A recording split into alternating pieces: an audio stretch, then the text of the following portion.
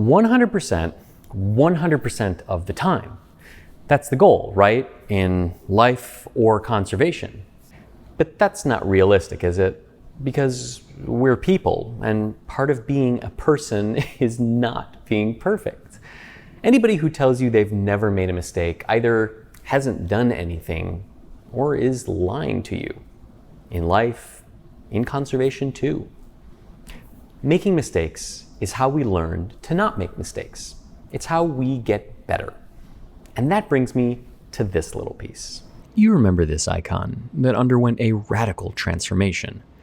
Well, even though I didn't catch it, and neither did my client, you folks certainly did. And by it, I mean a retouching mistake that I made while trying to reintegrate the losses in the halos. While I was working to retouch the golds with the paint that I made, I inadvertently went over some characters that were original to the painting. Right here. There is a W atop this halo, and I just covered it up.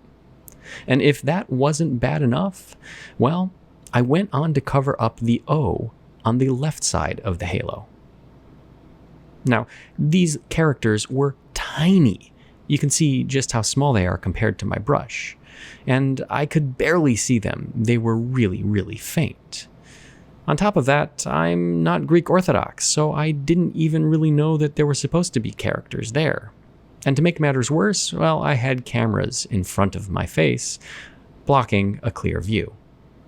But excuses or reasons, they don't matter. I still need to be responsible for correcting that mistake. But this gives me a perfect opportunity to not only show you how I can reverse my work, but to explain the importance of using archival and reversible paints and materials. Now, I know what varnish was used. Not only is it on the back and the label that I put on there, but, I applied it. And removing it is very simple. I can use a solvent that won't interact or harm the retouching paints or the original. This is why I use this varnish. It relies on a solvent that is generally mild and benign to most other materials that artists use. It's safe. It also comes off really easily. You can see that in the period of about, 15 to 20 seconds, the varnish will be almost completely removed. Much different than removing an old natural resin varnish like I often do. A few passes with a cotton ball saturated with solvent, and the majority of the varnish is gone.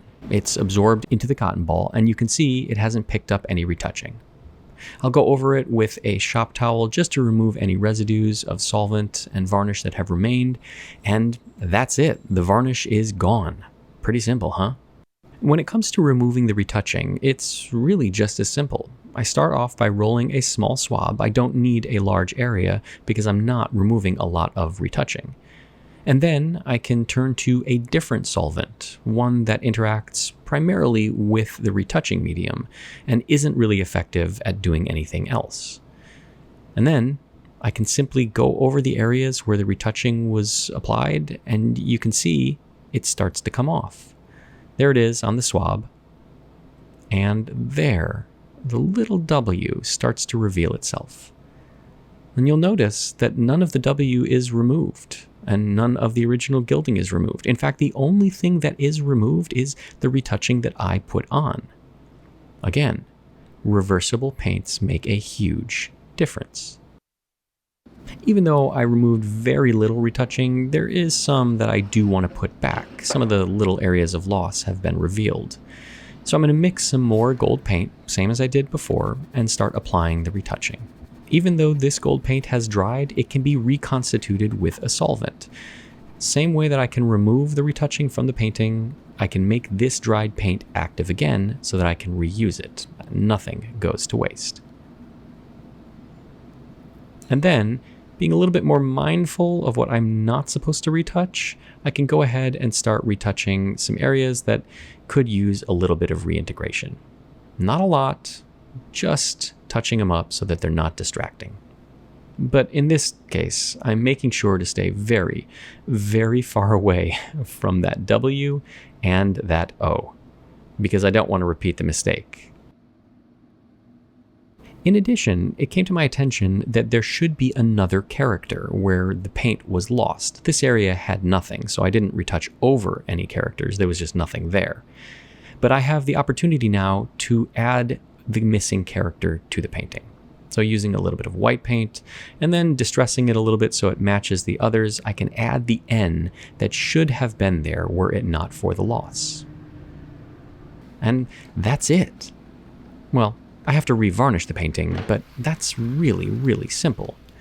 This is a small painting, which makes the varnishing process very quick and very easy.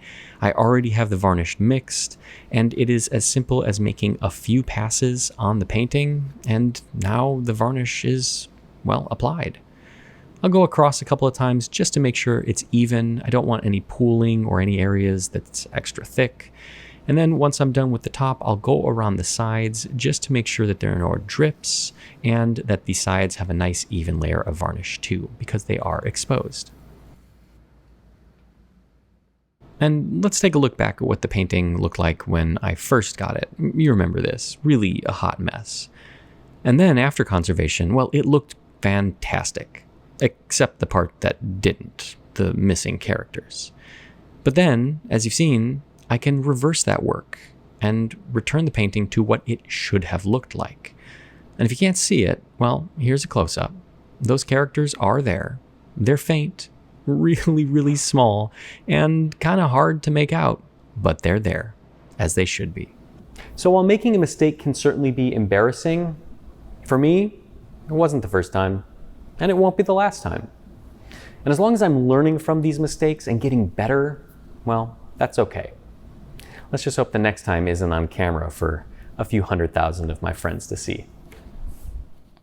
Join me on Patreon for an in-depth conversation about the conservation of this icon, including answering your questions and a few stories about some mistakes that I've made in the past.